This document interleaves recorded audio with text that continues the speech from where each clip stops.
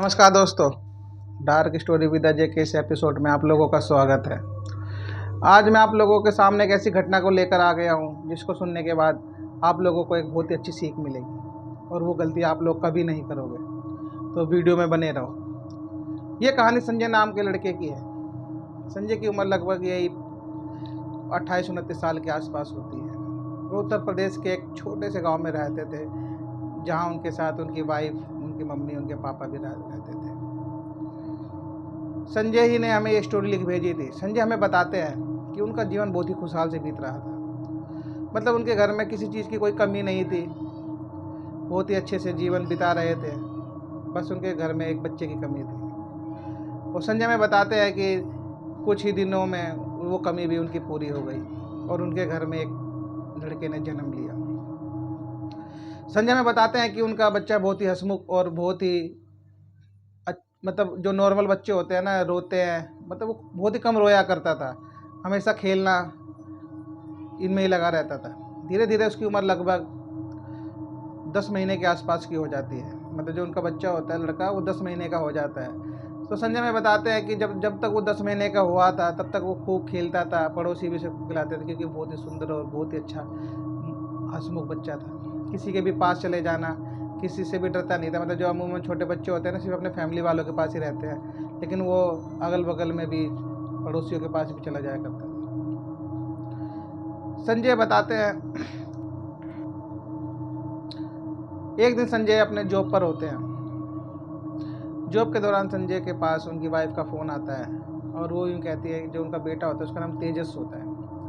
वो कहती है कि तेजस बहुत रो रहा है। तो वो कहते हैं कि शायद उसकी तबीयत ठीक नहीं होगी, दवाई दिला दो। तो उनकी वाइफ कहती है तबीयत तो ठीक है, मैंने उसको देखा, उसको बुखार वगैरह कुछ नहीं है, लेकिन फिर भी रोया जा रहा है। तो कहते हैं कि भूखा होगा, बच्चा है, कुछ खिला पिला दो, दूध वगैरह पिला दो तो चुप हो जाएगा। वो कहती है कि तुम क्या सोचते हो कि मैं उसको ख्याल नहीं रखती, मैंने सब कर दिया, लेकिन वो चुप होने का नाम नहीं ले रहा।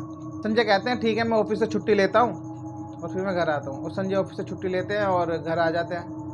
घर आने के बाद वो देखते हैं उनका बेटा खूब रो रहा होता है। वो अपने बेटे को उठाते हैं और कुछ खिलाते, मतलब बहलाते हैं बच्चे को, थोड़ा बाहर घुमाते तो घुमाते, लेकिन उनका बेटा चुप नहीं होता। तो वो उसको बुखार भी नहीं होता। तो फिर वो संजय क्या करते हैं, उसको डॉक्टर के पास लेके जाते हैं।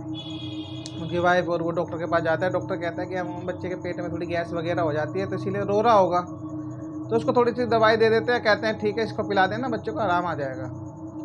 और फिर वो उसको लेके, तेजस को लेके घर आ जाते हैं, लेकिन उसका रोना बंद होता नहीं है। और फिर उसकी जो संजय की वाइफ होती है उस बच्चे को दवाई वगैरह देती हैं। दवाई पीने के बाद बच्चा थोड़ा शांत हो जाता है और सो जाता है।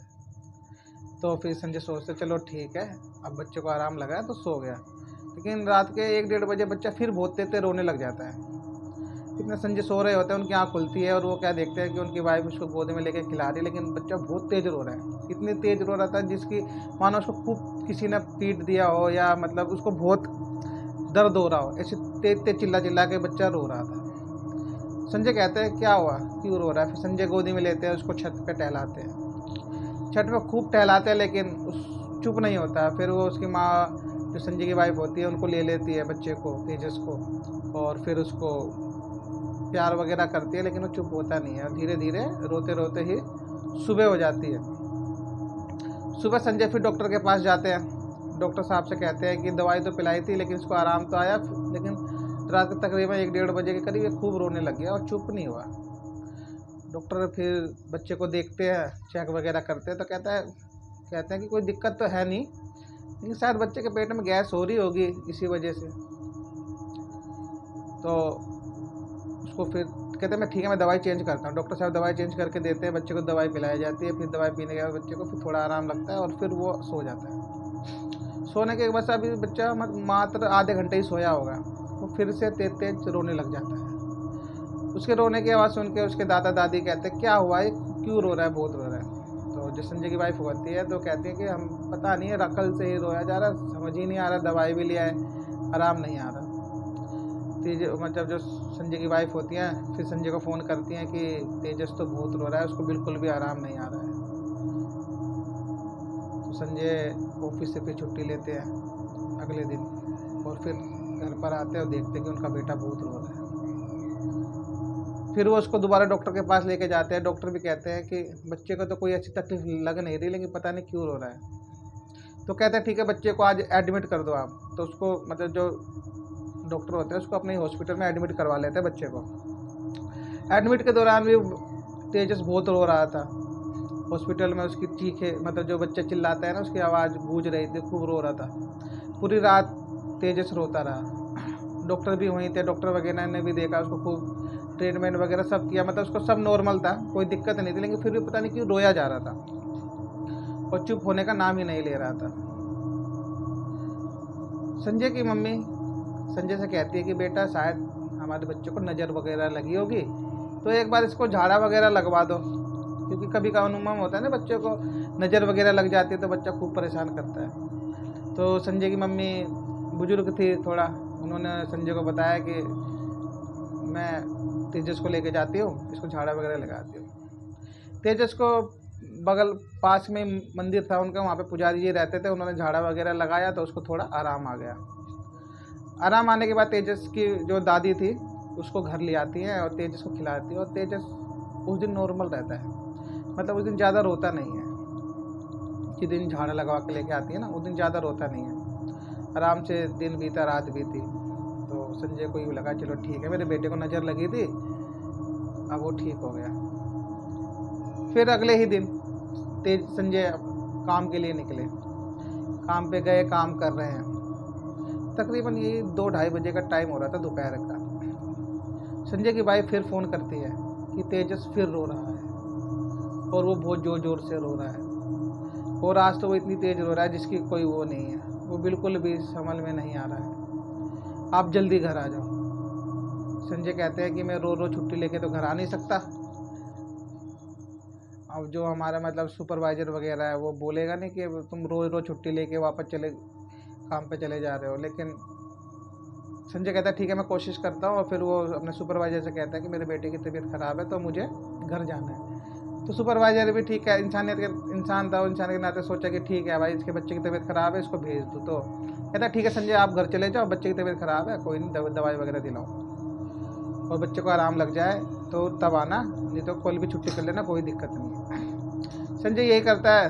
संजय अपने घर आ जाता है और देखता है कि उनका बेटा खूब रो रहा होता है, और रोते रोते उनके बेटे की हालत बहुत ख़राब सी हो गई होती है। संजय उसे हॉस्पिटल लेके जाता है। फिर से डॉक्टर साहब उसको देखते हैं और कहते हैं कि बच्चे को, उनको डॉक्टर फिर से दवाई वगैरह देते हैं, और संजय अपने बेटे को लेके घर पर आते हैं। घर पर आने के बाद संजय की मम्मी, संजय के पापा, संजय की वाइफ बैठे रहते हैं और यही सोचते हैं कि आखिर हमारे बेटे को हुआ क्या है। किसी का कुछ समझ आ नहीं रहा था, क्योंकि तेजस की तबीयत जो थी, मतलब वो रोने की, वो दिन पर दिन बढ़ती जा रही थी, उसको बिल्कुल भी आराम नहीं लग रहा था। फिर एक दिन संजय को किसी ने बोला कि आप इसको, मतलब ऊपरी चक्कर जो वगैरह होता है बच्चे का, ये दिखाओ। संजय की दादी क्या करती है, एक तांत्रिक बाबा को लेकर आ जाती है। तांत्रिक बाबा आते हैं, बच्चे की तरफ देखते हैं और कहते हैं, बच्चे के सर पे हाथ फेरते हैं और चले जाते हैं बिना कुछ कहे। संजय हैरान हो जाता है कि बाबा आए और कुछ बिना कहे चले गए। ना तो संजय की माँ को कुछ कहा, ना ही संजय से कुछ बात की उन्होंने बस आए, बच्चे के सर पे हाथ फेरा और चले गए। ये उन्हें बहुत अजीब सा लगा संजय को। संजय कहते हैं यार ये तो बहुत अटपटा है कि तांत्रिक बाबा आए, उन्होंने कुछ बातचीत नहीं, ना कुछ, आए बस बच्चे के सर पे हाथ फेरा और चले गए, ना कुछ बताया ना कुछ। मतलब अपनी मम्मी से कहते हैं, उनकी मम्मी भी कहती है हाँ मुझे भी अजीब लगा, उन्होंने कुछ बताया नहीं। कहती है ठीक है, मैं कल फिर उनके पास जाऊंगी और फिर उनसे पूछूंगी। अगले ही दिन जो संजय की माँ होती है ना, तांत्रिक बाबा के पास जाती हैं और तांत्रिक बाबा के सामने हाथ जोड़ कर बैठ जाती है और कहती है कि बाबा आपने बताया नहीं कि मेरे पोते को हुआ क्या है। तांत्रिक बाबा कहते हैं तुम्हारे पोते के ऊपर किसी ने मारण की क्रिया कर रखी है, काला जादू कर रखा है, अब उसका बचना मुश्किल है, और तुम्हारा पोता ज़्यादा दिन का मेहमान नहीं है, मतलब कि उसके पास कुछ ही घंटे बचे हैं और उसको कोई नहीं बचा सकता, यहाँ तक कि मैं भी नहीं बचा सकता। इसीलिए मैं उसके सर पे हाथ फेर कर आ गया, क्योंकि जब मेरे बस की थी ही नहीं तो मैं क्या करता। ये सुनने के बाद जो संजय की मम्मी होती है बहुत तेज रोने लग जाती हैं कहती है बाबा मेरे पोते को बचा लो। बाबा कहते हैं कि उसको अब दुनिया की कोई शक्ति बचा नहीं सकती। संजय की मम्मी यही सोचते सोचते रोते रोते घर आती है। अपनी मम्मी को रोता देख संजय कहते हैं माँ क्या हुआ, तुम रो क्यों रही हो? और संजय की माँ सारी बात संजय को बता देती है। ये बात सुनने के बाद संजय के पैरों तले ज़मीन खिसक जाती है और वो भी रोने लग जाते हैं। उनके घर में मातम सा छा जाता है और देखते ही देखते उनके बेटे की तबीयत बहुत ज़्यादा ख़राब हो जाती है। वो बहुत तेज़ रोने लग जाता है और उसको हॉस्पिटल लेके जाया जाता है। हॉस्पिटल में डॉक्टर जो होते हैं ना उसको भर्ती कर लेते हैं। भर्ती करने के बाद उनको आईसीयू, जो उनका बेटा होता है उसको आईसीयू में रखा जाता है। आईसीयू में 2-3 दिन होते हैं और उनके बेटे की मौत हो जाती है। बेटे की मौत से संजय बिल्कुल टूट जाते हैं, वो एकदम सदमे में चले जाते हैं। बेटे को लेकर वो अपने घर आते हैं, जो भी उनको बच्चे को दफनाया वगैरह जाता है, उनको दफना अपना के अपने घर आके बस सब बैठे रहते हैं। संजय की जो वाइफ होती है उनकी तो हालत ही ख़राब होती है, क्योंकि जिसका बेटा चला जाता है उसको क्या बीती होगी तो वही जान सकता है। संजय भी बहुत रो रहे होते हैं, उनकी माँ भी, उनके पिताजी भी बहुत रो रहे होते हैं। जब उनके बेटे की मृत्यु हो जाती है उसके एक हफ्ते के बाद संजय के जो होते हैं ना संजय की माँ, जब इन सब बातों को 7-8 दिन हो जाते हैं तो अभी संजय की माँ उसी तांत्रिक बाबा के पास जाती है और बाबा के सामने हाथ जोड़कर कहती है बाबा मेरे पोते को किसने मारन क्रिया करी थी, हमारी तो किसी से दुश्मनी भी नहीं है। तब बाबा कहते हैं कि तुम्हारे पोते के ऊपर तुम्हारी ही, तांत्रिक बाबा कहते हैं कि तुम्हारे पोते के ऊपर तुम्हारी ही जिठानी की, तुम्हारी जो जिठानी थी ना उसकी बहू ने ही मारन क्रिया करवाई थी, क्योंकि उसके पास कोई औलाद संतान नहीं थी और वो काला जादू कर रही थी। तो काला जादू करके उस संतान की प्राप्ति करना चाहती थी, जिसकी वजह से उसने तुम्हारे पोते के ऊपर मारन क्रिया करी, ताकि आपका पोता ख़त्म हो जाए और उसके वहाँ पे बेटा हो जाए।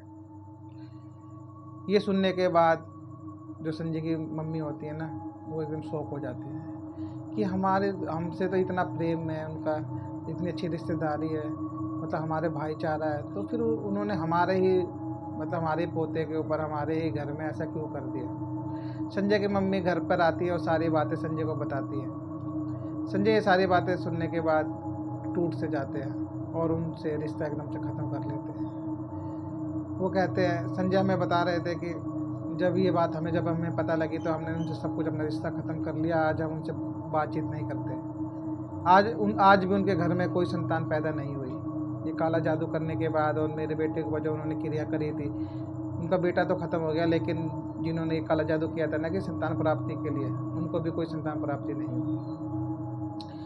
संजय हमें बताते हैं कि जिन्होंने काला जादू किया था ना उनके भाई की बीवी ने, वो उनके घर आई हुई थी। कम से कम 15 दिन तक वो उनके घर पे रही थी, हंसना खेलना, उस बच्चे के साथ खूब खेलती थी, वो उसको खिलाती थी। लेकिन वो कभी ये सोच नहीं सकते थे कि वो बच्चे के ऊपर ऐसा काला जादू कर देगी और मारन क्रिया कर देगी। मतलब जितने 10-15 दिन वो जितने भी दिन उनके पास रही थी ना, उसी दौरान उसने सारी क्रिया उस बच्चे के ऊपर कर दी थी। और संजय में बताते हैं कि जब वो चली गई ना, उसके 3-4 दिन बाद ही जो बच्चा था उसकी तबीयत ख़राब रहने लगी, वो रोने लग गया। लेकिन संजय ये बात समझ ही नहीं पा रहे थे कि उसके ऊपर काला जादू, वो सोचते थे कि शायद बच्चे को कोई तकलीफ़ होगी या कुछ होगा, इसी वजह से वो रो रहा है। लेकिन उनका बेटा तो चला ही गया। इससे यही सीख मिलती है कि आपका सगा कोई नहीं है। अपने बच्चे को किसी के घर आने जाने ना दें, उसे अपने पास ही रखें, क्योंकि ना ही कोई रिश्तेदार वगैरह कोई किसी का सगा होता नहीं है।